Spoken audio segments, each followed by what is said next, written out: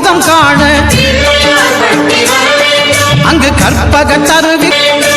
இருளை விலக்கி உலகை எழுப்பும் ஞாயிறு அங்கே குடியிருப்பான் அவன் ஆனை முகத்தனின் அடியவர் மனத்தில் ஒளியாய் வந்து கொலுவிருப்பான்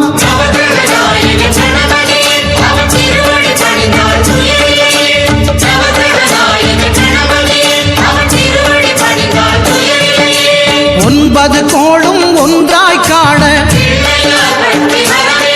அங்கு கற்பகம் என்னும் கடவுளின் மெய்யில்